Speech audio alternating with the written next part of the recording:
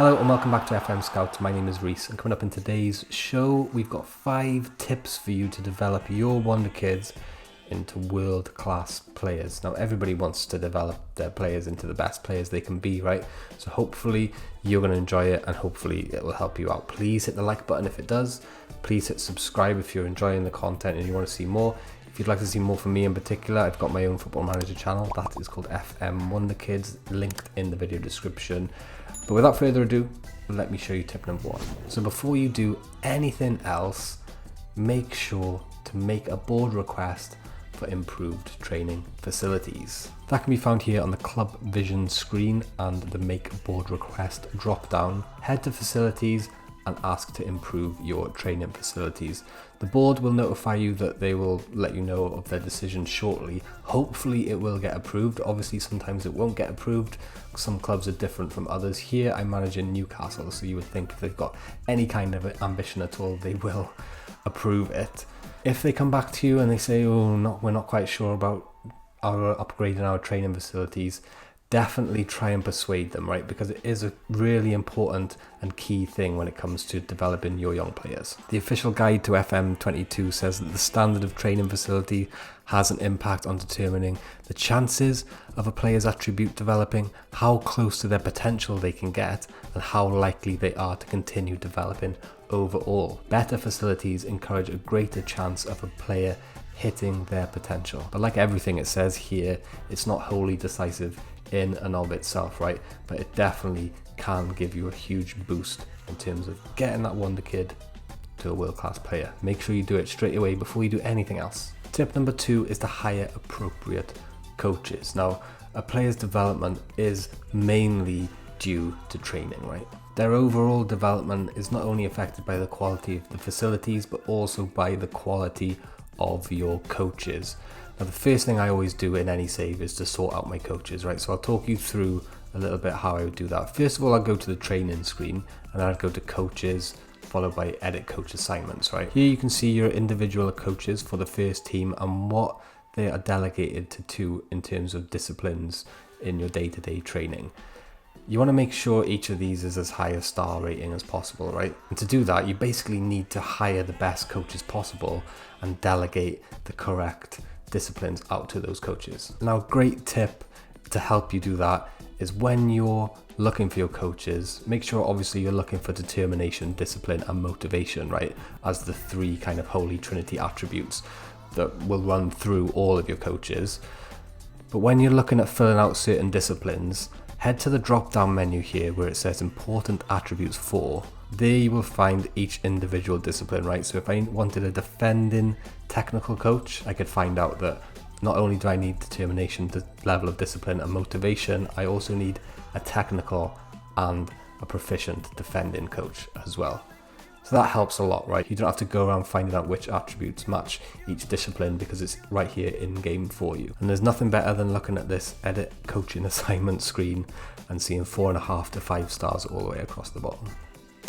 Perfect. Tip number 3 is to focus on match experience for anybody over the age of 18. Now, the official guide to FM says that a player with greater exposure to meaningful playing time will develop faster and better than someone who isn't playing quite as often, right? And it makes sense. You're not going to develop as much if you're just sitting on the bench as you are if you're going to be playing in kind of high profile, meaningful football matches. Playing first team matches is obviously more valuable than playing reserve matches, and a young player who stagnates in the reserves or on the bench between his teenage years and his early 20s has a far less chance of reaching his potential than the same player who's played a lot of games, a lot of first team matches in that period. The way I would manage that personally is at the start of every season, I would make sure that these 18 plus year old players in my team, if I can't see them getting at least 15 games a season, maybe 10 at least, but 15 games a season, then that's when they either go out on loan or I decide, that's it, I got to sell you, you've got no future at my club. If you can't give that 18-year-old plus player at least 10, 15 plus games a season, ideally have them in your first team as like a first choice player. Obviously that's not always realistic, but if you can't do that, you're going to have to loan them out, right? Finding a good loan move for an 18 plus player is a good fit if they don't fit into your squad and can work in terms of development, but keeping them at your team is always preferable, especially for me. So that would always be the right fit, right? And if you've got an 18-year-old who you know is going to be world class, it's time to start finding a way into the first team for that player. If you do choose to go the loan route, make sure that these players are going to be guaranteed some first team football, or like a lot of first team football at quite a high level. If that's not going to happen, it's a waste of time loaning them out, right? In my opinion, they need to be getting first team games. That is the most important thing. A great tip for loans is to make a board request and to request an affiliate club. You can see here when I've requested it from my board, there's a suggestion that says, can we start to look for a new affiliate club, please? It'd help with sending players out on loan. Tip number 4 is to use mentoring on your young players, specifically to get them mentored before that age of 18. Basically, for one, because you might want to be sending them out on loan and you can't have a player being mentored by one of your team if he's at another club, right? So I'll click on the mentoring screen here, and I've quickly set 1 or 2 groups up just to show you how it kind of looks. Here I've got Jamal Lascelles as a team leader in the first group and Matt Ritchie as the team leader in the second group. Now, you can't ask your assistant to assign these groups, and generally he'll do a decent job, but obviously you want to double check it and make sure that the players that you want to be mentored are getting mentored, right, to a significant standard.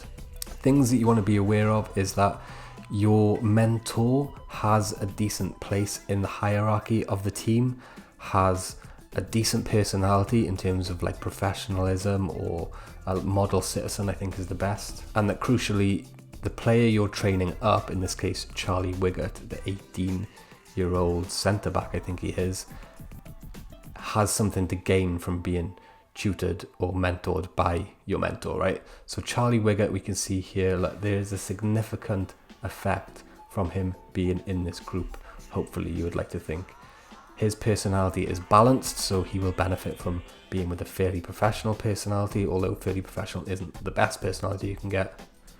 And he's also in a lower kind of hierarchy to Jamal Lascelles here, which works. Social groups as well, and by the way, you can see all of this over on the dynamic screen. Hierarchy here, team leaders Jamal Lascelles, John Josel Shelby, and Matt Ritchie.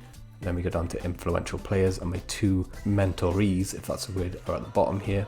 Social groups are really useful if your mentor and your mentoree are in the same social group, I think. You can see here I've only actually got two social groups. One's the core and one's the others, which has just got Charlie Wiggett on his own, weirdly. And our mentor in group 2 here, similar story. Matt Ritchie is a team leader with a balanced personality, which isn't amazing, okay, but it's slim pickings here at Newcastle.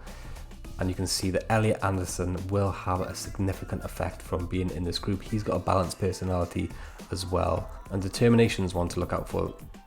Elliot Anderson's determination is 13, and Matt Ritchie's determination is slightly higher at 14 as well. So it's quite astonishing, to be honest with you, that Elliot Anderson is actually getting any significant benefit from being in this group. Ideally, you want those kind of differences to be a lot starker, right? You want the determination to be higher, you want the personality to be like superior, right, for him to gain any more significant effect from the mentoring group. But crucially, get it done before 18, so that if you do have to loan that player out, they've benefited from all the mentoring that you can give them. Tip number 5 is to simply not overwork your young players. You see it all the time in real life, right? The likes of Mason Greenwood isn't playing week in, week out for Manchester United up front, although it was close when Ollie was in charge. They're getting blooded in, right? Think of Phil Foden at Manchester City. Now, he's starting to get a little bit more regular game time now, but it was never like 30, 40 games a season, right? So when it comes to things like additional focus, yeah, great. By all means, get Elliot Anderson to focus more on his final third work, right? Decisions and composure. But avoid putting him on double intensity, for example. You don't want to overwork these youngsters and get them kind of injured or jaded. They need to have as much development as possible, and that means no time out on the sidelines, preferably, and no like getting too overworked so that they're stressed and jaded, etc. So double intensity, no, Normal intensity, fine. Half intensity is probably too low, but do make sure you use additional focus. Make sure you're training them in whatever position you want to train them in. Wing back left here, totally random. You don't want him there. This guy could be a decent fullback, for example, right? And it is possible to train players into a position and them become natural. Obviously, there are different variables for different players. But if you spotted something, go for it. But just do not overwork your young players. That could lead to them not developing to their maximum potential. So those are your 5 tips to develop your Wonderkids into world-class players. I hope this helped. Do let us know in the comments below if there's any tips you think we've missed or anything you find that you think is really important specifically to developing your Wonderkids into world-class players. Thanks for watching again. Don't forget to hit like. Come and join me over on my channel. We're heading to our 3,000 subscriber mark at the moment. That is linked by there. See you soon.